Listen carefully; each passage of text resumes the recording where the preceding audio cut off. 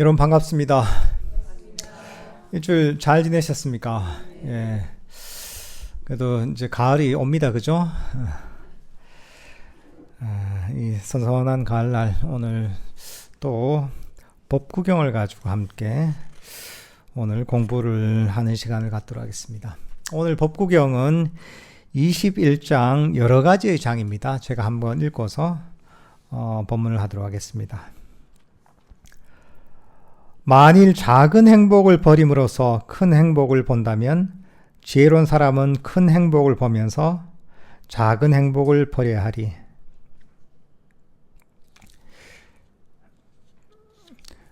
그러니까 여기서 보면 작은 행복을 버려서 큰 행복을 얻는 사람이 지혜로운 사람이라는 거죠. 그죠? 그러니까 우리가 여기서 얘기하는 그 행복이란 게 보면 이 사람들이 여러 가지 행복을 찾습니다. 그리고 여러 가지 행복을 느낍니다.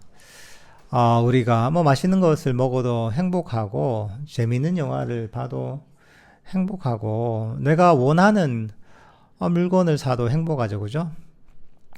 이렇게 이제 시원한 바람이 불어도 행복하죠. 이제 다 각자 행복이 있죠. 뭐 때로는 뭐 좀 더 자극적인 술을 마셔도 행복함을 느낄 수가 있죠. 그죠?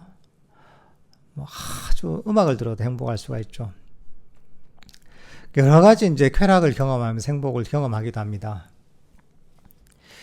근데 불교에서는 그런 것들을 작은 행복이라고 보거든요. 작은 행복이고 한편으로는 대가를 치러야 되는 행복이다라고 할 수가 있습니다.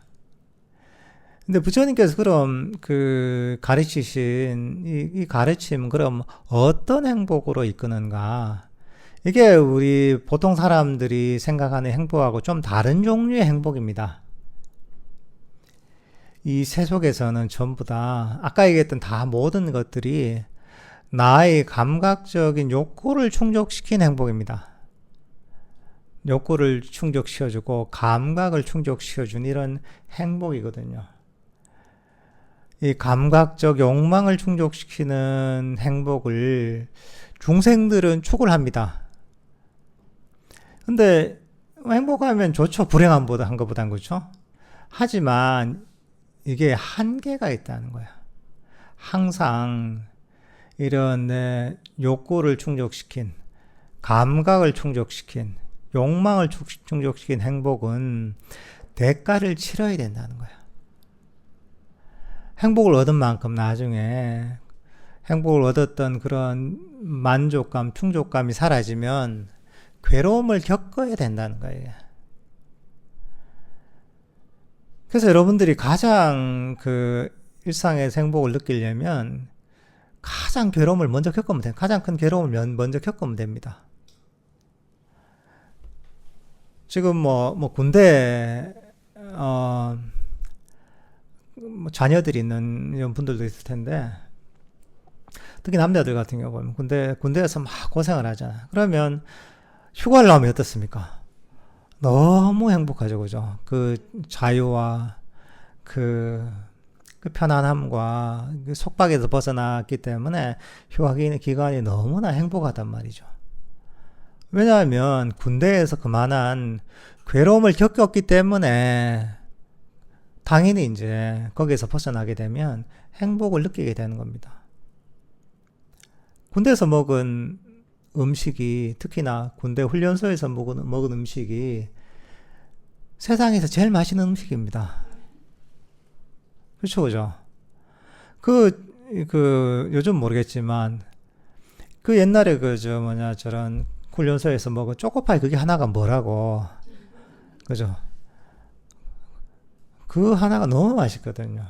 예를 들면 딸기잼이 들어간 진짜 뭐랄까 이제 아주 심플한 이런 햄버거 같은 것도 식사할 때 가끔 나온단 말이죠. 그 특식이라고 딴 게 별로 없어요. 그냥 이제 빵에다 딸기잼 좀 얹은 건데 그게 왜 그렇게 맛있냐? 세상에서 가장 맛있는 햄버거가 그 햄버거입니다. 요즘 무슨 쉑쉑버거 이런 게 유명하다고 하대요. 저도 먹어보진 않았어요. 비교도 안 됩니다, 그거하고.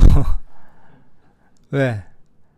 그만큼 결핍돼 있고, 그만큼, 그러니까 이제 마음대로 먹지 못하는 그런 고통이기 때문에, 이제 그런 아주 심플한, 별거 아닌 그런 딸기잼 들어간 햄버거조차도 너무나 맛있게 느껴지고, 그게 너무나 행복한 거예요. 그러니까 우리의 감각적 욕망을 충족시킨 행복이란 것은 기본적으로 속성이 이런 겁니다, 이게. 그 반대로 보면 많은 즐거움을 누리잖아요. 감각을 충족시키고, 내가 원하는 걸 마음대로 하고 즐거움 있죠. 그러다 보면 괴로움을 겪어야 됩니다. 여러분들이 결핍되어 있을 때, 내가 원하는 옷이 있는데, 정말 아껴서 내가 몇 달 만에 그 옷을 하나 사면 그 옷을 하나 샀을 때 기쁨이 엄청나거든요. 왜? 그만한 오랜 시간 고통을 겪었기 때문에 그런 거죠. 근데 돈이 너무 많아서 가게 가면 싹쓸이 하는 거예요. 제가 내가 원하는 거 다 저거 색깔별로 다 주세요. 디자인별로 다 주세요. 이렇게 마음대로 사잖아요. 그러면 나중에 이 즐거움이 사라집니다. 옷 하나 사도 별 즐거움이 없어요. 왜? 그만큼 욕구를 충족시켰잖아요. 그건 뭐냐, 그 뒤에 다가오는 것은 여러 가지 괴로움을 경험하게 됩니다. 인생에, 이제, 재미도 없어지고, 무례함을 느끼기도 하고. 그러니까 이런 어떤 그 속성이 있는 거예요. 우리 행복이라는 게. 근데 이 부처님께서는 그걸 보셨던 거죠. 세속에서 얘기하는 행복이라는 것은 결국은 이제 아주 일시적인 것이고, 결국은 그 불행을 그 이면에 담고 있는 거죠, 이게. 동전의 양면과 같은 거예요, 세속에서 경험한 행복은. 행복이 있지만 그 반대편에는 바로 고통과 괴로움이 동시에 존재하는 겁니다. 그래서 부처님께서는 그런 행복이 아니라 이 진정한 행복, 어떤 것이냐, 바로 놓아버림의 행복을 가르치신 거예요. 욕망의 행복이 아니라 욕망을 버려서 생기는, 놓아버려 생긴 행복을 가르쳐 주신 거예요, 이게. 그러니까 다른 종류의 행복이 있는 거예요. 사람들은 보면 평생 살아가는 게 여기서 얘기하는 작은 행복을 얻기 위해 살아갑니다. 어쨌든 내가 원하는 것을 얻기 위해서, 충족시키기 위해서, 이걸 만족시키기 위해 살아가요. 태어나서부터 죽을 때까지 그것밖에 없습니다. 대상만 바뀌는 거죠. 근데 그게 아무리 행복을 찾지만 충족이 안 되는 거예요, 이게. 밑빠진 독에 물 붓기와 같은 게 그런 내 욕망을 충족시킨 행복인 거야. 한번 보세요. 여러분들 얼마나 원하는 일을 많이 해왔습니까? 태어나 지금까지. 채워지나요? 절대 안 채워지죠.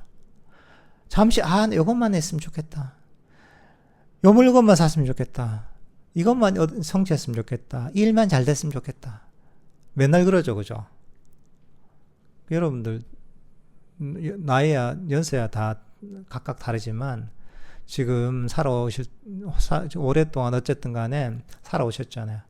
그 세월을 거치면서 온갖 내가 원하는 바를 충족시켰는데 결과가 뭡니까? 또 다른 걸 원하는 거야. 이것만 됐으면 좋겠다. 이것만 내가 샀으면 좋겠다. 이것만 성취했으면 좋겠다. 끝이 없는 거예요, 이게. 그러니까 이런 행복이 너무나 한계가 있는 거예요. 여러분들 인생을 돌아보면 확실하죠, 그죠? 이런 그 진리가. 하지만 우리는 살면서 그런 걸 잊고 살아요. 평생 그렇게 속고 살았으면서도 또 속는 거예요. 이것만 되면 내가 더 이상 바랄 바가 없을 텐데, 이것만 되면 내가 괜찮을 것 같은데. 그렇게 이제 평생 속고 사는 겁니다, 이게.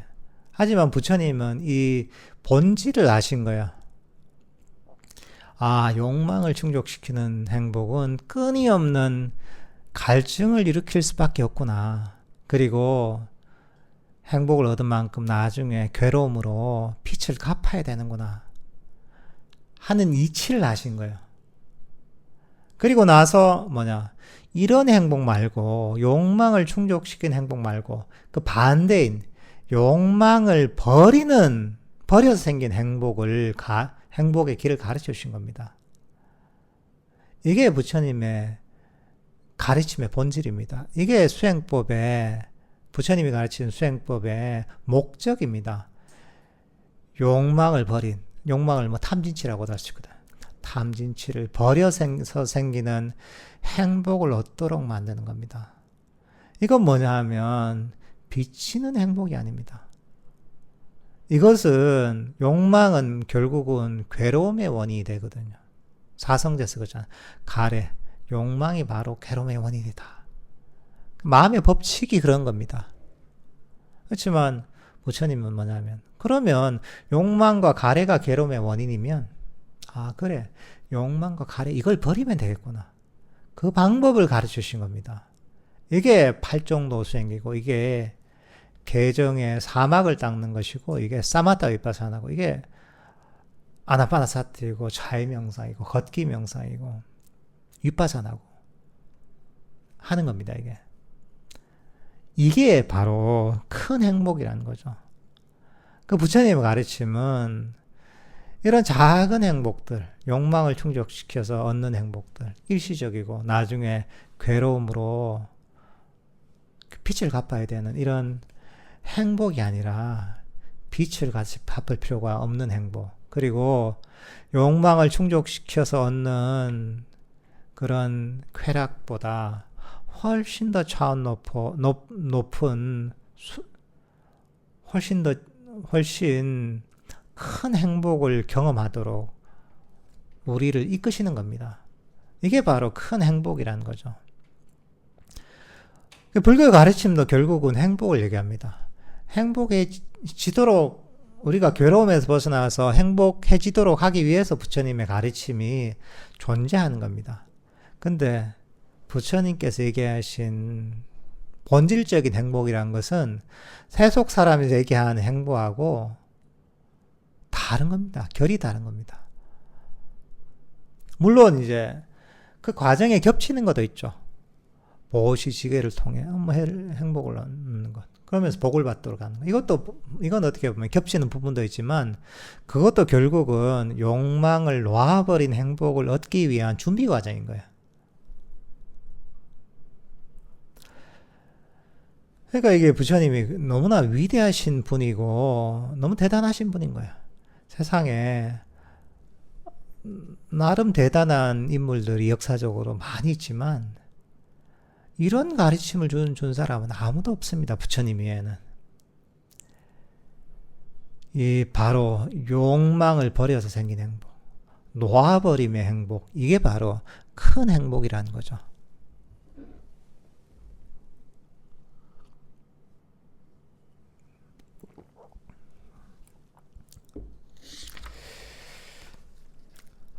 다른 사람에게 고통을 줌으로써 자신의 행복을 추구하는 사람은 증오의 속박에서 얽혀서 증오에서 벗어나지 못한다. 그러니까 다른 사람을 괴롭히면서, 그게 행동으로 내 그 사람을 괴롭게 만들든 말로써 하든 어떤 식으로든 남에게 고통을 주고, 또는 이런 사람들은 증오의 속박에서 벗어나지 못한다라는 거죠. 이게 한편으로 보면 스스로 그 사람이 어떤 사람한테 피해를 주고 괴로움을 주잖아요. 그러면 당장 그 사람이, 괴로움을 주는 사람이 과보를 받아서 괴로움을 겪든가, 당장은 오지 않더라도 결국은 본인이 남에게 해를 끼친 과보를 받게 됐습니다. 이게 인과의 법칙입니다. 그래서 이게 금생에 이런 과보를 받기도 하죠. 그게 뭐, 예를 들면 뭐 범죄를 저지른다. 남한테 해를 끼치지 않아. 그럼 어떻습니까? 바로 법에 의해서 심판을 받아서 과보를 받는 경우도 있죠. 그죠? 하면서 본인도 괴로움을 겪게 되는 거죠. 당장 눈에 보이게 그런 과보를 받지 않더라도 때가 되면 그걸 받게 돼 있습니다. 만약 이 사람이 뭐 다시 윤회에서 태어났다면 본인이 해를 끼친 사람한테 본인도 그런 말까 이제 이 위해를 당할 수가 있는 거죠. 그러니까 이게 내가 뿌린 씨앗은 반드시 거두게 돼 있습니다. 이게 그게 엄연한 업의 법칙입니다. 남한테 피해를 주고 남한테 괴로움을 겪게 만들면 스스로 괴로움을 겪게 돼 있습니다. 이게. 그러니까 이런 어떤 업의 법칙은 벗어날 수가 없는 겁니다. 근데 이게 당장 그런 업의 법칙이 눈에 안 보이니까 내 이익을 위해서 또는 내 기분 때문에 남을 괴롭히고 힘들게 만들고 고통을 주잖아요. 그게 어리석어서 그런 거죠. 본인은 그게 나에게 이익이 된다고 생각하지만 사실은 자기 발등을 자기가 찍는 거죠. 그래서 부처님께서 바로 이런 남에게 고통을 주지 말고 남에게 피해를 주지 말고 남에게 해를 끼치지 말라고 하신 게 결국은 자기 자신을 위해서 그런 나쁜 행동을 하지 말라는 겁니다. 딴 게 아니라.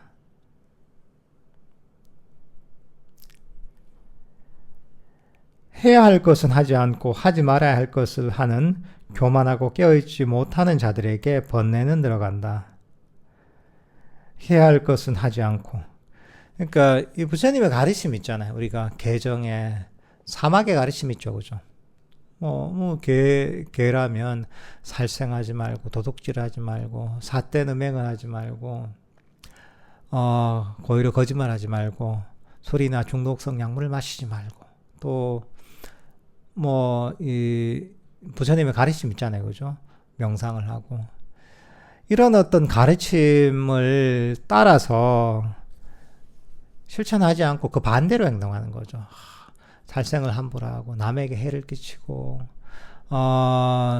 남한테 피해를 주고 술이나 중독성 약물도 막 하고 뭐 이렇게 한단 말이죠. 그렇게 되면 이 사람은 결국은 당연히 깨어있지 못하고 당연히 그 사람의 번뇌는 늘어나는 거죠. 그리고 그 사람의 괴로움은 커지게 되는 거죠. 당연히. 그러니까 부처님의 가르침은 굉장히 실용적인 가르침입니다. 그러니까 다른 종교에서처럼 이게 뭐 신의 어떤 이 가르침이기 때문에 그냥 무조건 지켜야 된다. 지키지 않으면 지옥 간다. 이런 가르침이 아닙니다. 그런 이 가르침을 잘 실천하지 않고 그 반대로 행동하다 보면 그게 그 사람한테 결국은 괴로움의 원인이 되는 거예요. 괴로움을 겪게 되는 거예요. 이게. 스스로에게 해가 되는 겁니다. 이게. 업의 법칙에 의해서, 마음의 법칙에 의해서 결국은 그런 행동을 하는 사람한테 해가 되는 거죠. 이게. 자해를 하는 거하고 똑같은 거예요. 이게. 근데 본인은 그걸 모르는 거죠.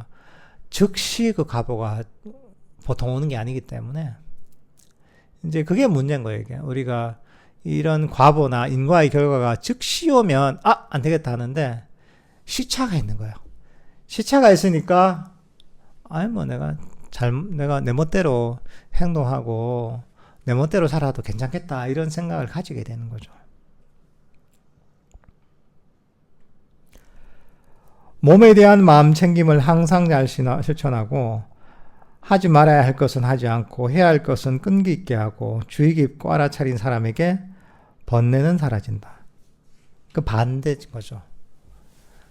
그 반대로 우리가 부처님께서 가르치신 대로 계도 잘 지키고 꾸준하게 명상도 하고 선행도 하고 선업을 실천하면 번뇌는 사라진 거죠. 그리고 몸에 대한 마음 챙김을 실천한다잖아요.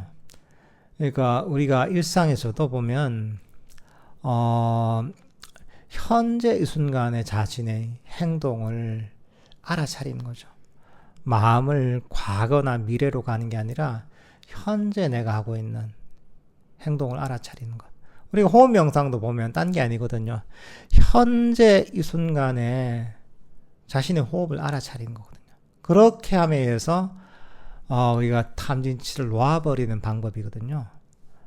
일상에서는 과거도 버리고 미래도 버리고 자기 자신의 어떤 행동을 알아차리면서 현재 머물면서 이 자신에게 일어난 이런 번뇌들을 가라앉히고 마음 챙김을 개발할 수가 있거든요.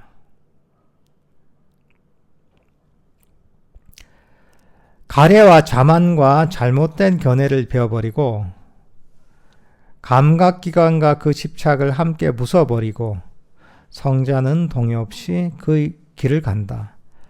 가래와 자만, 잘못된 견해를 베어버리고 장애를 부숴버리고 성자는 동요 없이 그의 길을 간다. 가래와 자만, 잘못된 견해 전부 다 보면 이 수행의 장애이고 괴로움의 원인이죠.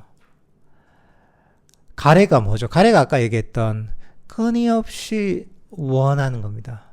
끊임없이 갈증이 나서 더 하면서 욕구를 채우려고 하는 것. 이게 바로 가래의 본질입니다. 이 가래가 바로 사성제에서 괴로움의 원인이라고 하잖아요. 끊임없이 갈증이 날 때 이 갈증을 계속 채우려는 게 보면 보통 중생들의 행동이죠. 하지만 수행자는, 법을 아는 수행자는 그게 아니라 그 가래, 끊임없이 더 하는 가래, 그 욕망을 놓아버리려고 하는 게 바로 이 수행자의 태도인 거죠.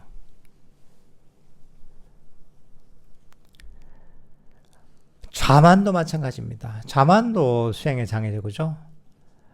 내가 남들보다 잘났다. 이것도 자만이죠. 내가 남들보다 못하다, 못났다. 이것도 자만인 거야. 내가 남들과 똑같다. 이것도 자만인 거예요, 사실 불교에서는. 결국은 뭐냐면 내가 상대방과 비교하는 거예요, 이게. 비교해서 내가 잘났다. 비교해서 내가 못났다. 비교해서 동등하다 하면서 그러면서 그런 자만이 본인의 에고를 강화시키는 거예요. 비교를 하게 되면 어떻게 됩니까? 비교를 하면 잘났다 못났다 이런 게 있는 것이고, 내가 잘났다면 스스로에게 집착하는 것이고, 내가 못났다고 생각하면 스스로에 대한 악이나 불만족을 일으키게 되는 겁니다. 그러면서 내가 못하는 걸 자꾸 더 하면 채우려고 하는 거죠. 그러니까 이런 어떤 자만들도 버리려고 노력해야 되는 것이고, 그 다음에 잘못된 견해도 버려야 되는 거죠. 잘못된 견해가 뭐냐? 여러 가지가 있겠지만 사성제를 제대로 이해 못하는 것, 이게 어떻게 보면 잘못된 견해를 갖고 있는 겁니다. 때로는 영원한 내가 있다는 거, 수행자거든. 이것도 잘못된 견해인 거죠. 때로는 윤회라는 게 없다 이렇게 생각하는 것도 잘못된 견해인 거죠. 내가 내 멋대로 살아야지, 죽고 나면 그냥 흙으로 돌아가는 거, 내 멋대로 살란다. 이것도 잘못된 견해인 거죠.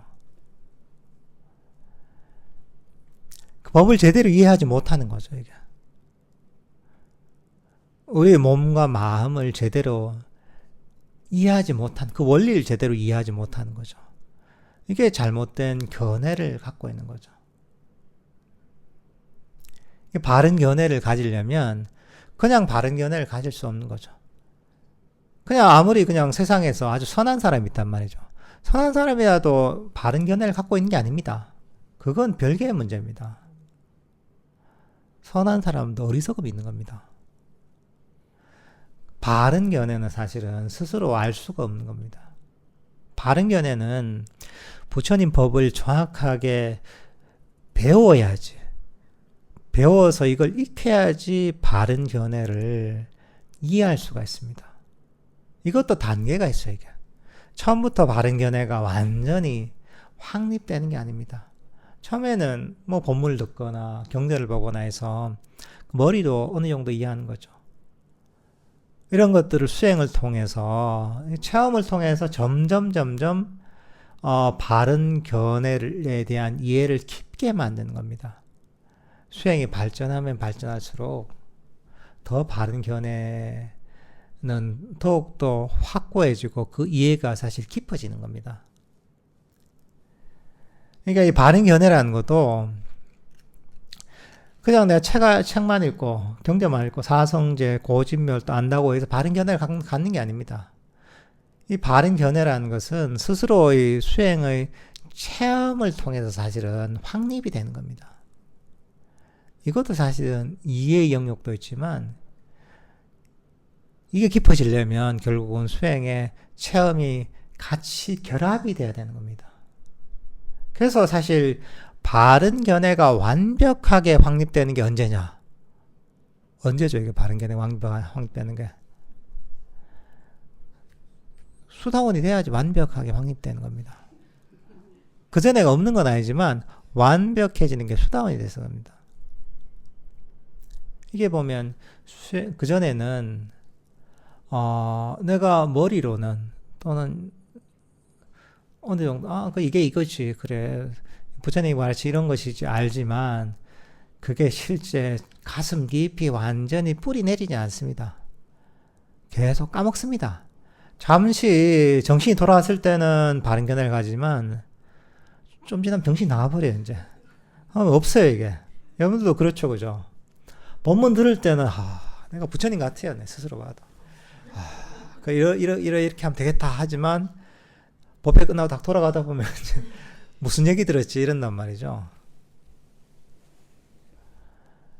그러니까 이것도 나름대로의 수준에 있는 겁니다. 단번에 그냥 내가 본문 들어서 바른 견해가 확립됐다. 사실 그게 아닙니다. 그럴 때는 처음에는 이제 바른 견해라는 게 뭔지 입문을 한다고 봐야 되는 거죠. 입문을 하고 수행을 통해 점점 바른 견해에 대한 바른 견해가 깊어진다. 이렇게 봐야 됩니다. 이런 가래와 자만과 잘못된 견해를 완전히 베어버리고 장애를 부순 성자는 동요 없이 당연히 그 길을 가겠죠. 성자의 마음은 흔들림이 없고 동요가 없는 겁니다. 어떤 것들도 그런 성자의 마음을 흔들 수가 없는 겁니다. 그 미끼를 물지 않는 겁니다.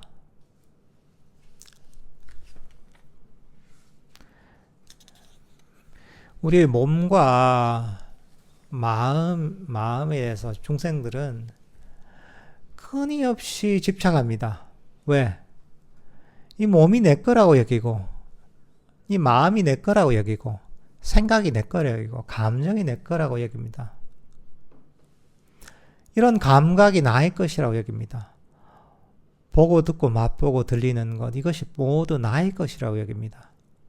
그러니까 어떤 생각이 일어나면 내 거니까 거기에 마음이 가는 거죠. 거기에 혹하는 거죠. 어떤 감정이라면 이게 내 감정이니까 거기에 혹하는 거죠. 어떤 느낌이 일어나면 그게 내가 느끼는 감각이니까 거기에 마음이 가는 거죠. 거기 홀리는 거죠. 몸이 아프면 내 몸이니까 거기 집착하는 거죠. 내 몸이고 내 마음이기 때문에 끊임없이 집착하는 겁니다. 근데 성자는 뭘 합니까? 이 내 몸이 아니라는 걸 하는 거죠. 내 마음이 아니라는 걸 하는 거죠. 이게 내 감각이 아니라는 걸 하는 거죠. 이것도 결국은 어떤 원인에 조건 지어져서 이런 내 몸이라는 게 생겨난 것이고, 조건에 의해서 이 감각이라는 것이 일어난 것이고, 조건에 의해서 내 생각과 감정이 일어났다는 것을 꿰뚫어 보는 거죠. 내게 아니라는 걸 완전히 꿰뚫어 보잖아요. 그러면 뭐가 일어나든 그게 나하고는 관계가 없는 일이야. 내하고 관계 없으니까 어떻습니까? 마음이 동요할 일이 없는 거야. 마음이 평화롭게 멈출 수가 있는 겁니다. 그러니까 그런 사람은 어떤 것도 왜? 그 모든 것들이 그런 성자 일하고 일이 아니기 때문에. 그게 어떻게 보면 나의 것이라고 여기는 것이 많으면 많을수록 그 사람은 할 일이 많아지는 거예요. 신경 쓸 게 너무 많아지는 거예요. 신경 쓸 게 많으면 어떻습니까? 힘들잖아요. 그래서 괴로운 거예요. 여러분들 어떤 안 좋은 감정에 빠질 때 괴롭죠, 그죠? 우울한 감정에 빠질 때 괴롭죠, 그죠? 왜 괴롭습니까? 이 감정이, 이 생각이 내 거라고 여기는 거예요. 이 감정에 내가 신경을 써야 되는 거예요. 부정적인 감정이고 부정적인 생각임에도 불구하고 신경을 써야 되는 거예요. 왜? 내 거니까. 내 거니까 내 거라서 신경을 쓰니까 거기서 괴로움이 생기는 겁니다. 근데 만약에 부정적인 감정이 났다. 부정적인 생각이 났다. 우울하고 괴로운 생각이 났다. 내게 아니다 하면 어떻게 됩니까? 일어나든지 말든지 신경을 안 쓰잖아요. 내 일이 아닌 거예요.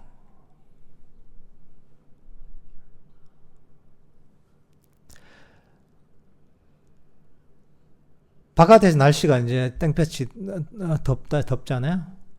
밖에 막 덥다 하지만 우리는 실내에 있잖아요. 실내 에어컨을 틀고 있잖아요. 내 일이 아닌 거예요. 밖에서 더운 거는. 가만히 있으면 시원한 거예요.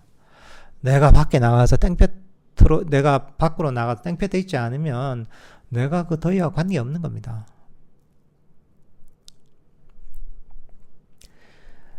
이 사실은 우리 어떤 수행이 이제 그런 어떤 통찰을 이끌어내는 겁니다. 어떤 것도 신경 쓰지 않게 만드는 겁니다. 우리가 아나빠나사티를 하잖아요. 들숨과 날숨 알아차리면서 이것을 통해서 명상을 해서 명상이 발전하다 보면 행복감이 생깁니다. 수행을 통한 행복감이 생겨요. 호흡만 알아차려도. 깊어지면 깊어질수록 더 행복감이 생겨요. 근데 그게 왜 행복감이 생기느냐? 신경 쓸 게 점점 적어지니까 행복감이 생기는 겁니다. 평소에 우리가 가만히 있을 때는 몸에 온갖 걸 신경 씁니다.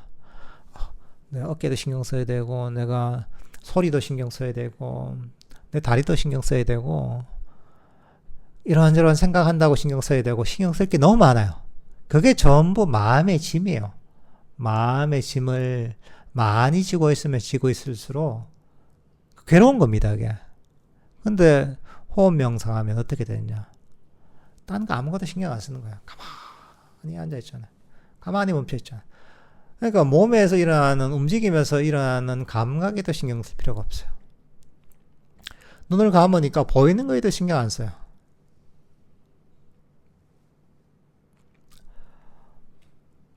그리고 들리는 거에도 신경 안 써요. 들리는 것도 차단하잖아요. 들리는 거 신경 안 쓰는 거야. 그리고 생각도 멈추잖아요. 들숨과 날숨 하니까 신경 안 써요. 호흡 명상 하다 보면 나중에는 몸이 완전히 의식이 사라져요. 관심을 안 두면 사라지게 되어 있습니다. 몸에 관심을 안 두니까 호흡에 몸에 관심을 안 두니까 그냥 사라지는 거야.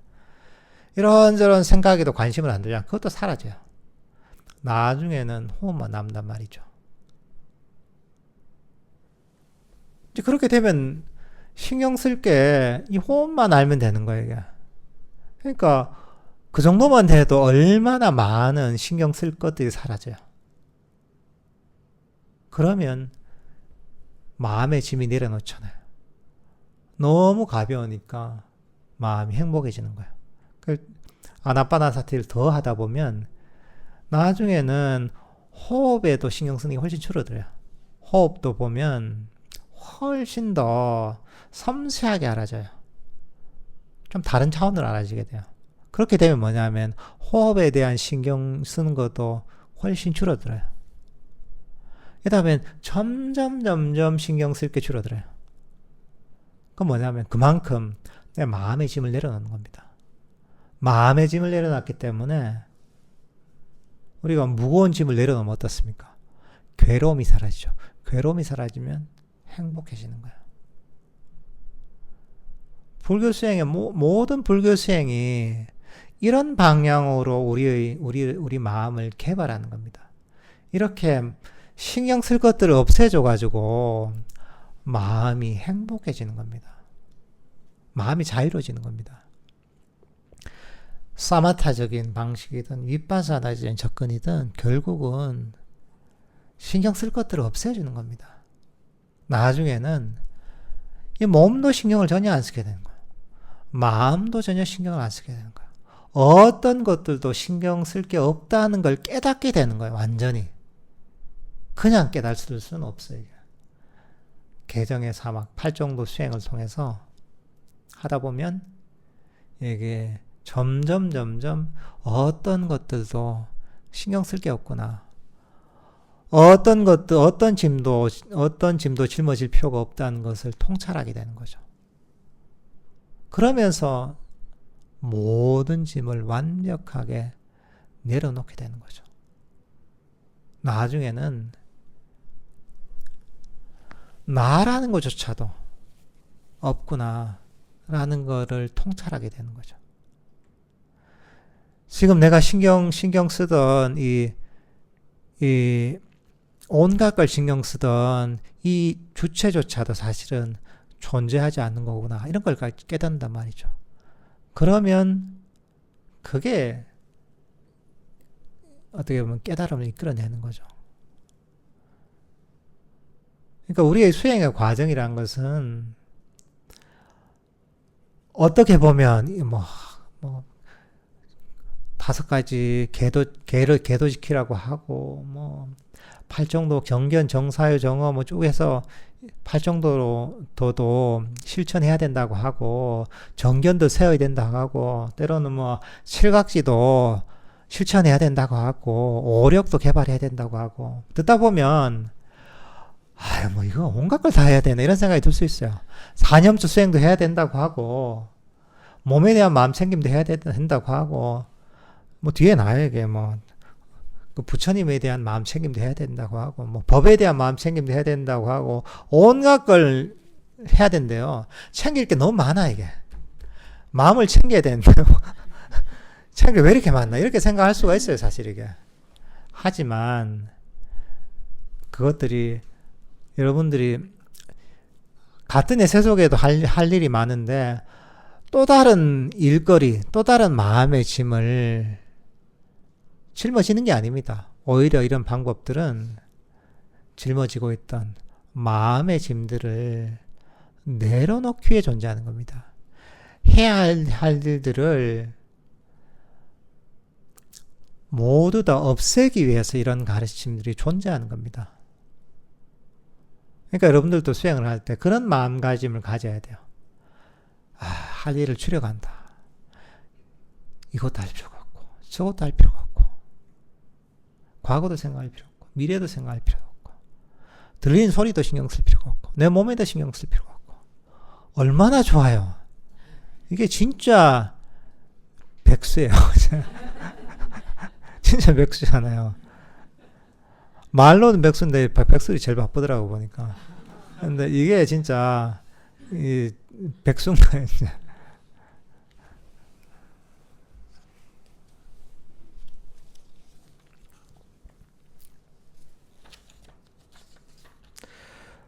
고타마의 제자들은 항상 잘 깨어있다. 밤이나 낮이나 언제나 부처님에 대한 마음 챙김에 머문다.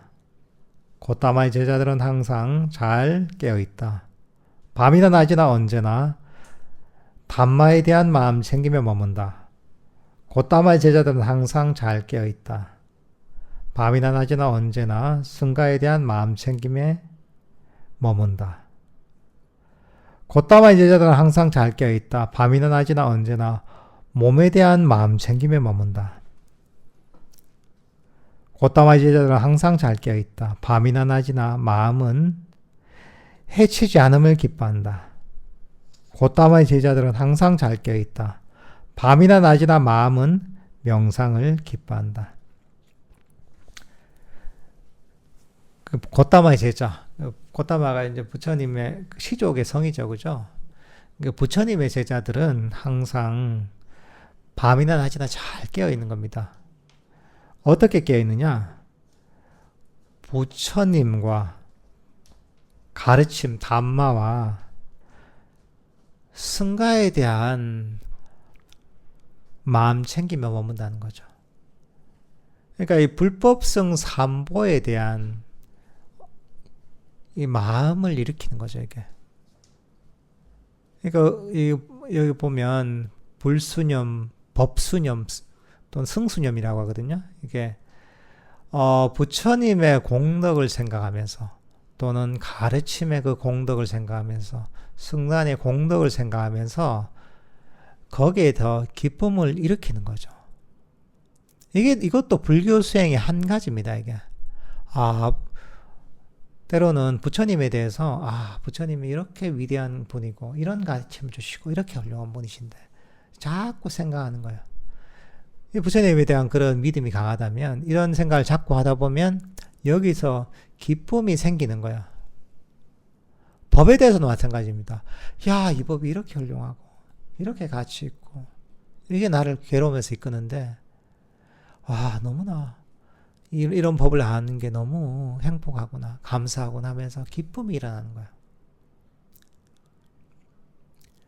승단에 대해서도 마찬가지입니다. 야, 부처님의 제자들, 부처님 당시에 위대한 나라들도 있었고, 위대한 출가 수행자들이 있었지. 이런 승단에 대해서 그런 훌륭함에 대해서, 그 가치에 대해서 음미하면서 기쁨이 일어나는 거죠.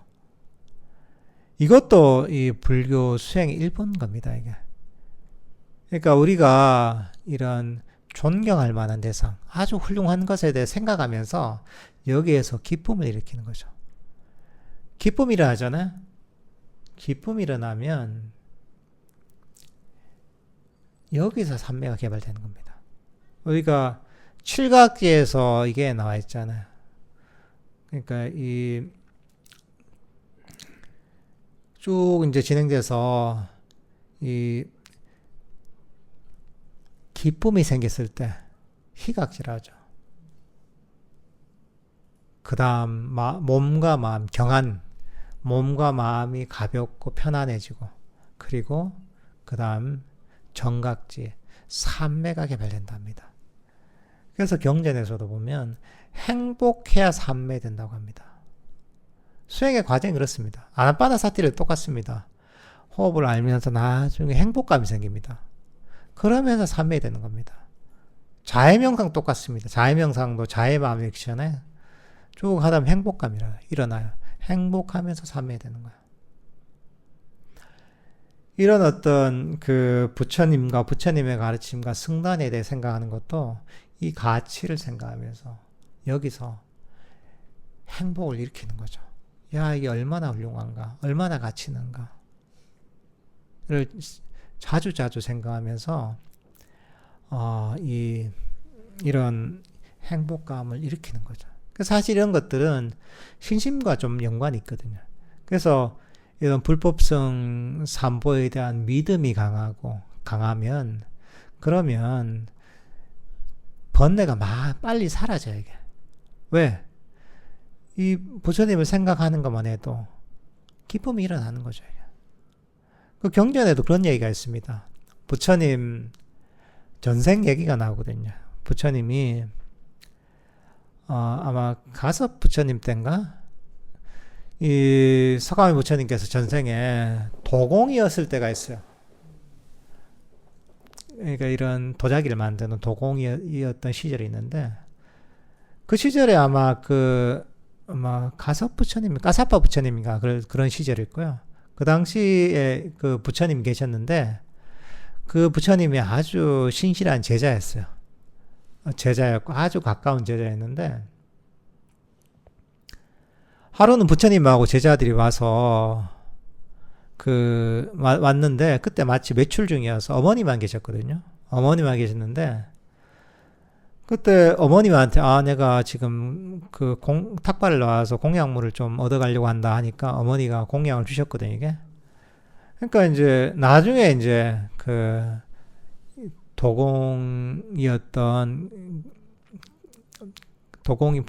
전생에 도공이었던 석가모니 부처님이 와서 그 얘기를 듣고서 어머니한테 석가모니 부처님이 우리 집에서 이런 공약물을 받아가시다니 그 얘기를 듣고 너무 기뻤던 거예요. 그래서 그 행복감이 보름 동안 갔다 가거든요. 너무 기쁜 거예요. 내가 이런 부처님한테 공양을 올리다니 하면서 그 기쁨이 생기는 거예요. 그 믿음이 워낙 강하니까. 그러니까 법열이 보름 동안 갔다고 하거든요. 그게 뭐냐 하면 그 믿음이 강하면 그 부처님에 대한 생각만으로도 엄청난 희열과 행복이 생기는 거예요. 그러면 장애가 다 사라져.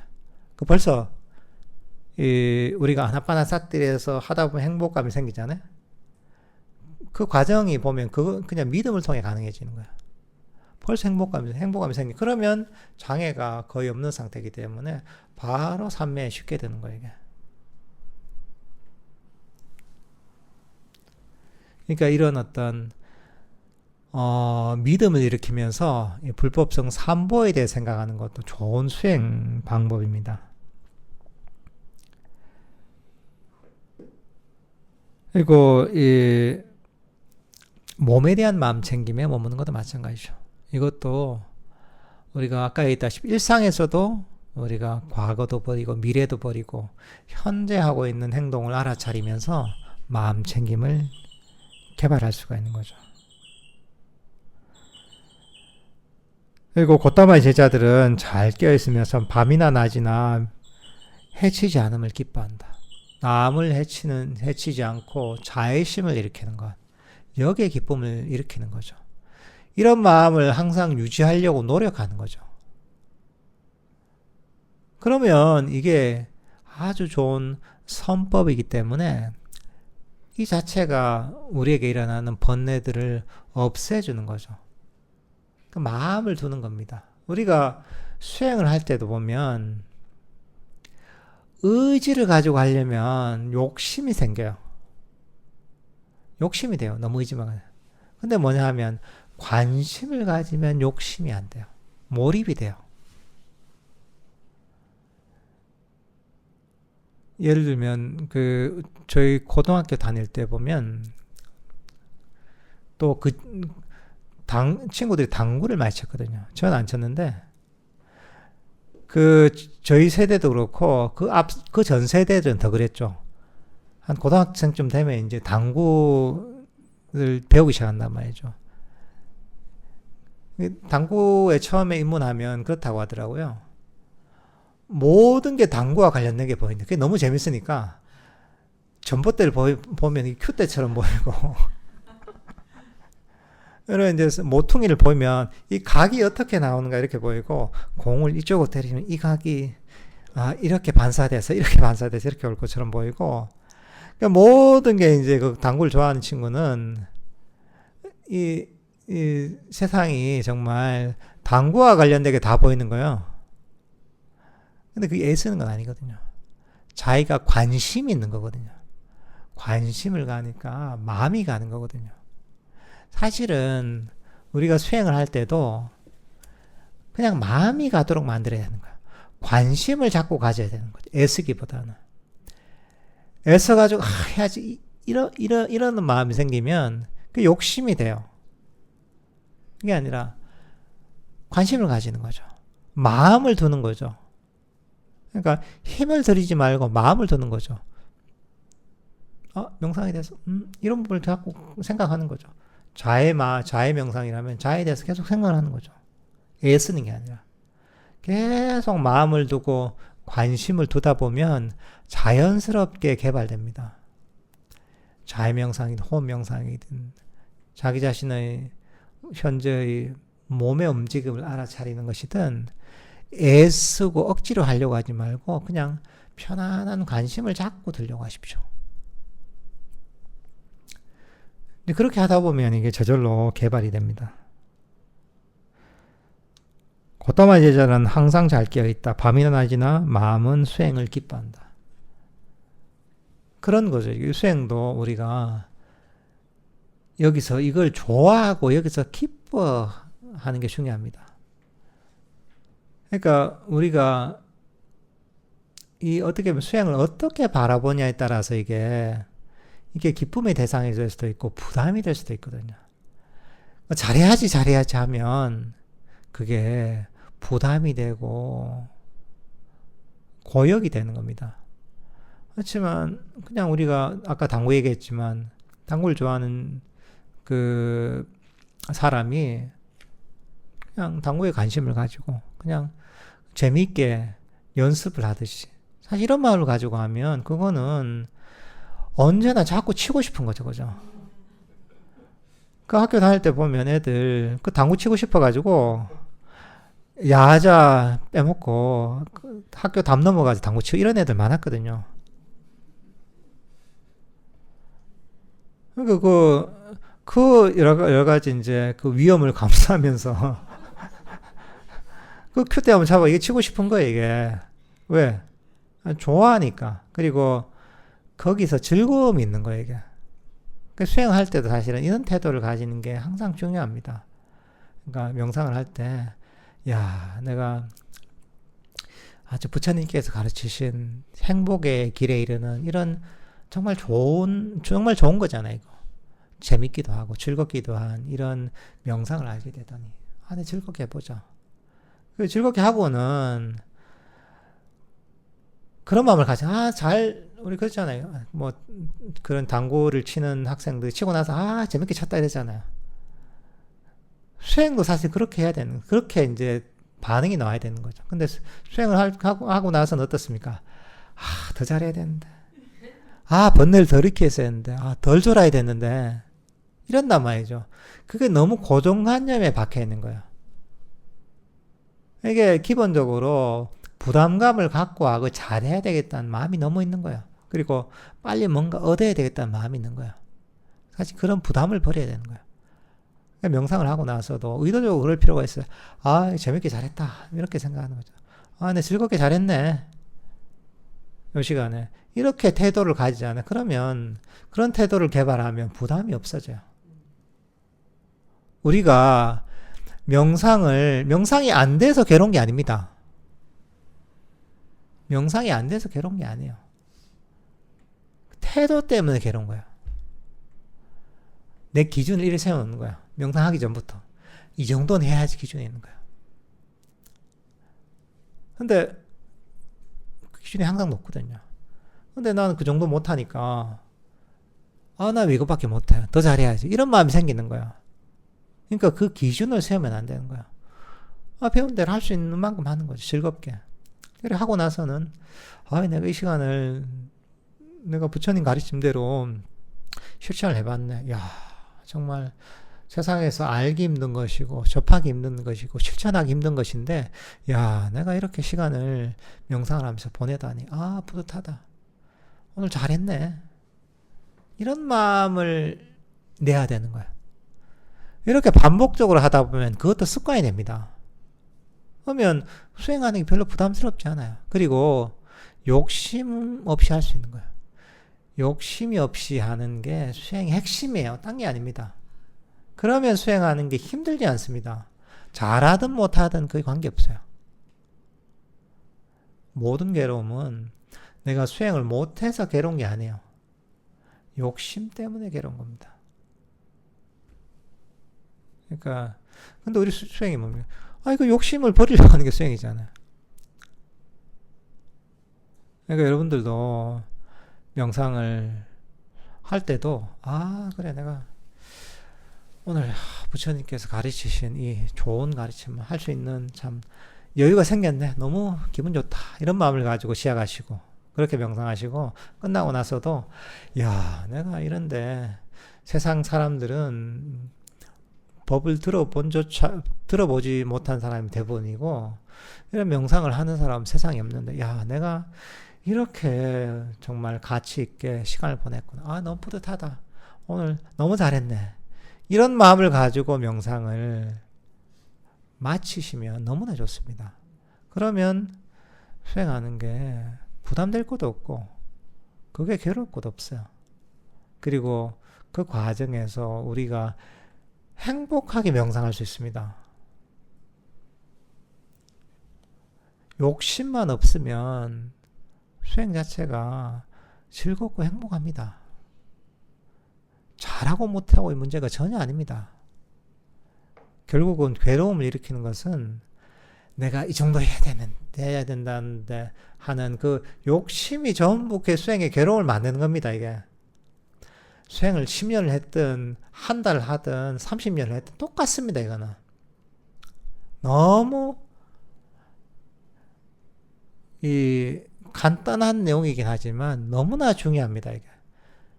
30년, 40년 해도 이걸 몰라요.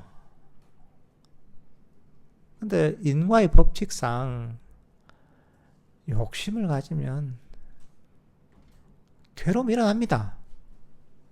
아무리 수행을 열심히 하고 아무리 수준이 높아도 아까 얘기했잖아요. 이 욕망은 채워질 수가 없는 겁니다. 채워지지 못하면 괴로움이 생기는 겁니다.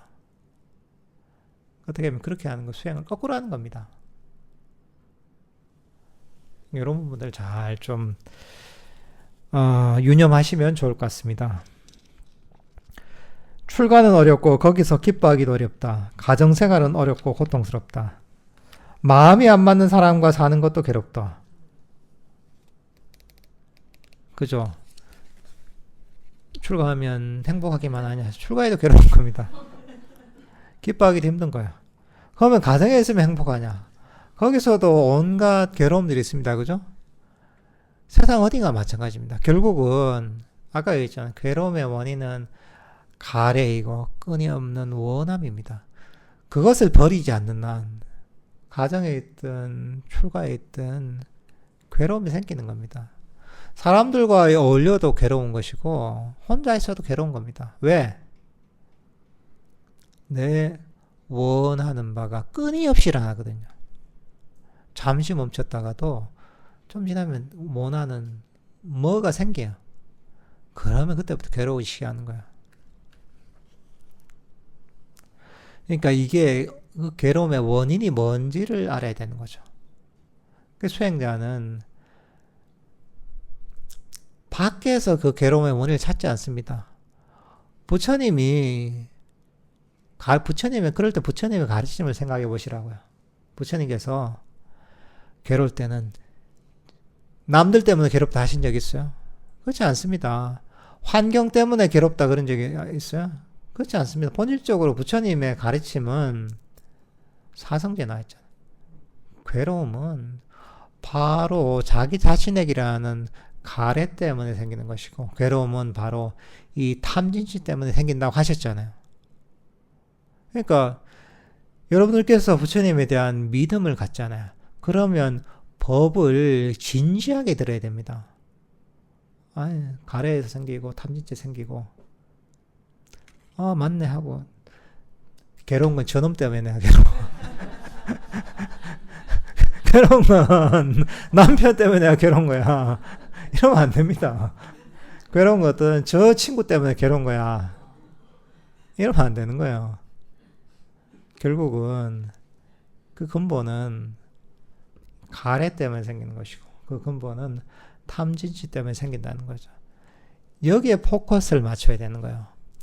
그래야지 부처님의 가르침을 제대로 이해하고 실천하는 겁니다. 괴로움은 끊임없이 떠돌게 만드는 윤회에서 생긴다. 그러므로 윤회로 떠돌지 말고 괴로움에서 빠진 자가 되지 말라. 윤회라는 것 자체는 끊임없는 방랑이라고 하거든요. 왜? 끊임없이 욕구를 채우기 위해서 쫓아가는 겁니다. 실체가 없는 욕망의 신기를 쫓아가는 게 윤회의 본질입니다. 여러분들 현재의 삶도 그렇고 죽고 나서도 또 다시 그걸 반복합니다. 인간으로 태어나든 다른 세상에 태어나든 똑같습니다. 중생들은 끊임없이 실체가 없는 욕망의 대상을 쫓아가는 겁니다. 그래서 욕구를 채우려고 하는 겁니다. 이걸 채우고 나면 또 다른 욕망의 대상이 나타나고, 그까지 쫓아가면 또 딴 게 나타나고, 거기에 쫓아가면 딴 게 나타나고, 사막에서 신기를 보고 저기 오아시스가 있다고 생각해서 끝까지 가지만 오아시스는 없거든요. 또 저 멀리 보니까 또 신기루가 나타나서 끝까지 가보지만 거기에 가도 그게 오아시스가 없어요. 또 저 멀리 보니까 또 오아시스가 보이는 거죠. 신기루로 보이는 거죠. 그렇지만 가보니까 오아시스가 없는 거예요. 그렇게 사막에서 이 목마른 괴로움을 견디면서 끊임없이 떠돌듯이 중생들이 윤회하면서 끊임없이 떠도는 게 중생의 본질입니다, 이게. 그래서 부처님께서는 아주 근본적으로는 바로 윤회하는 이런 괴로움의 사이클에서 완전히 벗어나도록, 윤회의 이런 사이클을 멈추도록 하는 게 부처님 가르침의 궁극적인 목표인 겁니다. 그래서 믿음과 계행을 갖추고 명예와 재물을 가진 사람은 어디로 가든지 모든 곳에서 존경을 받는다.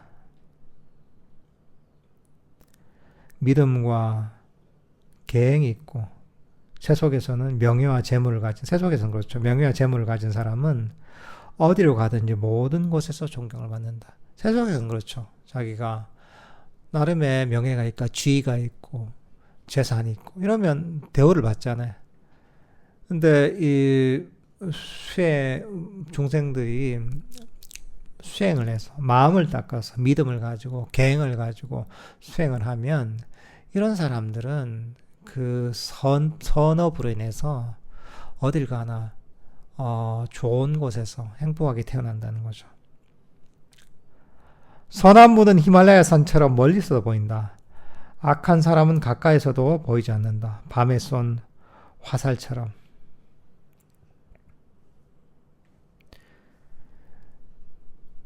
선한 사람을 어떻게 잘 보이는가요? 근데 이게 어떻게 보면 눈으로 보이는 걸 얘기하는 건 아니죠, 사실 이게. 실제로 그 업의 법칙이 너무나 명백하다는 겁니다. 선업을 실천하고 수행을 하고 선법을 닦은 사람은 그 결과가 너무나 명백한 겁니다. 반대로 악업을 닦은 사람은 이런 이 행복의 근처에도 가기가 힘든 거죠, 이게. 홀로 앉고 홀로 눕고 홀로 걷고 부지런하고 홀로 자신을 길들인 사람은 숲에서 즐거워한다. 이런 한거하는 수행자죠. 그죠? 홀로 앉고 홀로 눕고 홀로 걷고 부지런하고 홀로 자신을 길들인 사람은 숲에서도 즐거워한다. 이게 한편으로는 실제로 혼자 한가하면서 수행하는 또 수행자의 모습을 보여주는 거기도 합니다. 이런 바깥에 번잡한 일을 버리고 홀로 수행하면서 한가하면서 이렇게 수행하다 보면 그런 사람은 거기서 보면 기쁨을 경험할 수가 있죠. 마음에 모든 짐을 내려놓고 번뇌를 내려놓고 수행하기 때문에 거기서 홀로 있는 행복감이 생긴 거죠. 그럼 여러분들은 어떡하냐? 숲에 있는 것도 아니고 도시에 있고 사람들과 있는데, 그렇지만 여러분들은 그 내적인 한글을 할 수가 있습니다. 여러분들 함께 명상하고 있죠. 하지만 밖에 사람들 명상에 몰입하게 되면 옆에 사람이 있는지 없는지조차도 모릅니다. 여기가 도시인지 숲속인지조차도 모릅니다. 여러분들이 수행에 몰두하고 마음의 짐을 모두 내놓으면 그러면 여러분들은 진짜 홀로 있는 겁니다. 근데 숲속에서 저 홀로 산단 말이죠. 그 자연인들 있잖아요. 혼자 저 산중에 사는데 그 사람은 진짜 홀로 사는 사람이냐? 아닙니다. 마음속에서는 온갖 생각을 다 합니다. 온갖 마음의 짐이 다 있습니다. 몸만 산중에 있지 마음은 마음속에서는 온갖 탐진치가 들끓습니다.